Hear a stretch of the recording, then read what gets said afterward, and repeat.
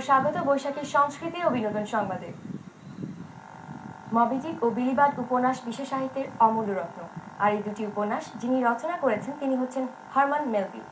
মার্কিন এই ঔপন্যাসিক ছোট গল্পকার ও কবির ১২০তম মৃত্যুবার্ষিকী ২৮শে সেপ্টেম্বর। ওবায়দুল গনি চন্দনের আরেকটি রিপোর্ট। সমুদ্রের বুকে বিশালের নাম তাকে না যায় ধরা না যায় মারা। জীবনের ঝুঁকি নিয়ে ইসমাইল নামের এক যুবক একদিন তিমি শিকারের জাহাজে ঢুকে পড়ে। তার সঙ্গী ক্যাপ্টেন আহা। শিকার করতে গিয়ে একটা পা মবি ডিকের পেটে চলে যাওয়ায় সারা জীবনের জন্য পঙ্গু হয়ে যায় আহা। তবু তার জীবনের একটাই লক্ষ্য, যে করেই হোক কবজা করতে হবে মবি ডিককে। মবি ডিককে ধরার এই অভিযানের আরেক নাম মৃত্যু। অসম্ভব রোমাঞ্চকর প্রতিটি মুহূর্তের গল্প করে নির্মিত হয়েছে মবি ডিক নামের চলচ্চিত্র। মবি ডিক নিয়ে ১৯৯৮ সালে নির্মিত হয়েছে টিভি সিরিয়াল।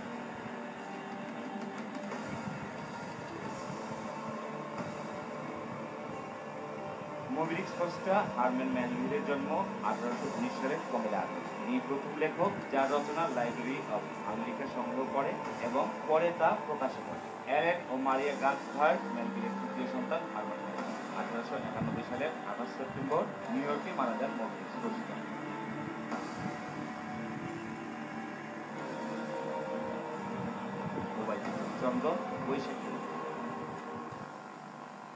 মডেলিং ও অভিনয় ৫০-এর দশকে দুটোতেই ছিল তার দাপুটে পদচারণা। অ্যান্ড গড ক্রিয়েটেড ওম্যানের মতো আলোচিত ছবির অভিনেত্রী তিনি। শুধু তাই নয়, গান ও ব্যালে নৃত্যেও তার দখল ছিল প্রশংসনীয়। হ্যাঁ দর্শক, একসময়ের হলিউড কাঁপানো অভিনেত্রী ব্রিজিট বার্ডোর কথাই বলছি। নন্দিত এই অভিনেত্রীর ৭৫তম জন্মদিন পালিত হলো, বলছেন তৃষা ভক্ত।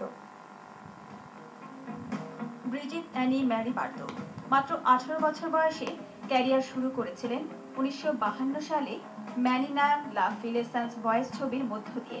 এরপর ১৬টি ছবিতে অভিনয় করে খুব কম সময়ে ক্যারিয়ার সাজিয়েছেন তিনি। তবে আলোচিত হয়েছেন তার প্রথম স্বামী রজার ভ্যাডিপসের বিতর্কিত ছবি অ্যান্ড গড ক্রিয়েটেড দ্য ওম্যানে অভিনয় করে।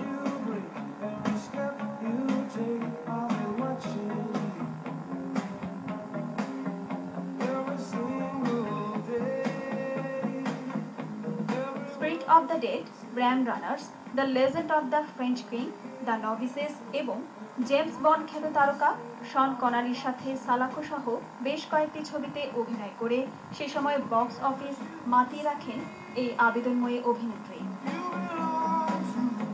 শুধু অভিনয় নয়, বেশ কয়েকটি গানেও কণ্ঠ দিয়ে বহুমুখী প্রতিভার প্রতিফলন দেখান বার্ডো।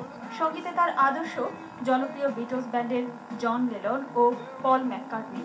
অসম্ভব সঙ্গীতপ্রেমী এই ফরাসি মডেল দ্য কন্টেম্প ছবিতে অভিনয় করে রীতিমতো কাঁদিয়েছেন তার ভক্তদের। তার অভিনয় শৈলী দিয়ে স্টারিজমের মিথ উড়িয়ে দিয়েছেন বার্ডো। ৩৯ বছর বয়সেই অভিনয় থেকে সরে দাঁড়ান ব্রিজিট। এরপর নিজেকে ব্যস্ত রাখেন প্রাণী অধিকার সংরক্ষণের কাজে।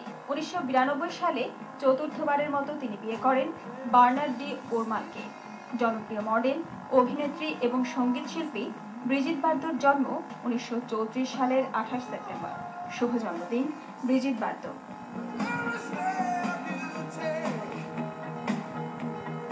তৃষা ভক্ত, বৈশাখী নিউজ।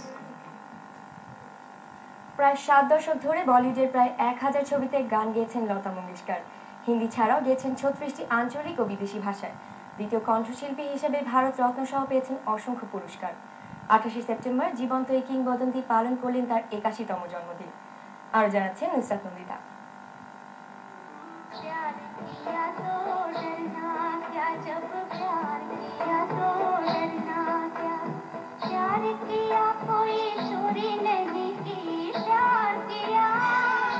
ভারতবাসীর কাছে তিনি সাক্ষাৎ সরস্বতী। স্বয়ং সরস্বতী বাস করেন লতার কণ্ঠে।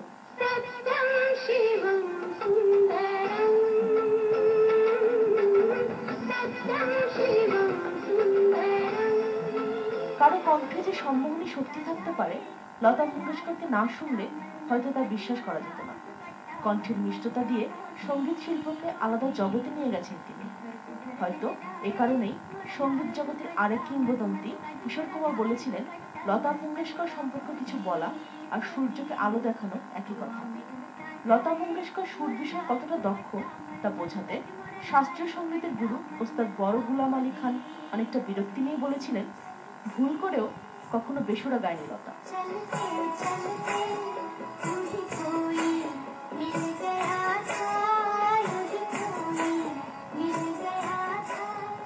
সঙ্গীত অঙ্গনে আজকের অবস্থান একদিনে পাননি।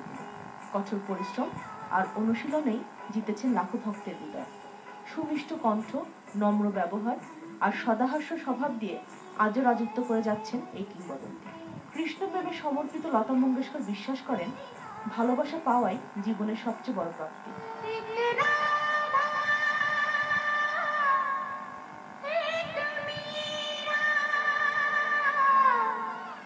তালিকা করে লতা মঙ্গেশকরের গাওয়া জনপ্রিয় গানের হিসেব করা যাবে না। চলচ্চিত্রের গান, গজল কিংবা ভজন, কি গাননি তিনি।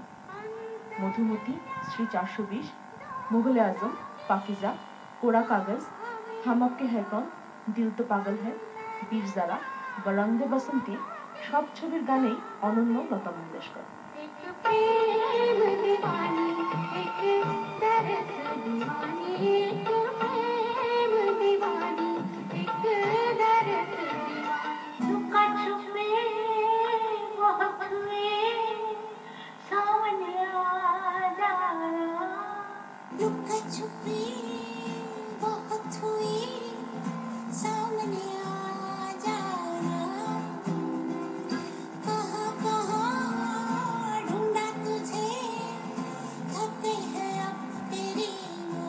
জীবন্ত এই কিংবদন্তির 81তম জন্মবার্ষিকী উপলক্ষে তার সেরা গানের কালেকশন বাজারে আনতে যাচ্ছে সীমারো এন্টারটেইনমেন্ট।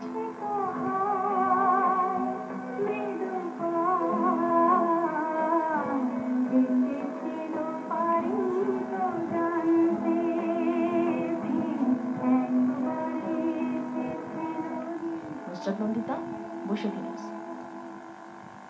বৈশাখী সংস্কৃতি ও বিনোদন সংবাদের শেষ পর্যায়ে আমরা প্রধান আয়োজনগুলো জানাচ্ছি আরেকবার। দেশের প্রখ্যাত চিত্রশিল্পীদের আঁকা ছবি নিয়ে বেঙ্গল গ্যালারিতে শেষ হলো 3 দিনের প্রদর্শনী। চলে গেলেন টাইটানিক ছবির শতবর্ষী অভিনেত্রী গ্লোরিয়া স্টুয়ার্ট।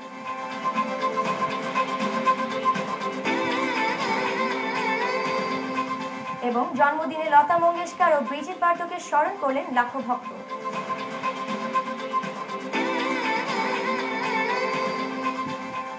এখনকার আয়োজন এই পর্যন্তই। পরবর্তী সংবাদ দেখার আমন্ত্রণ রইল।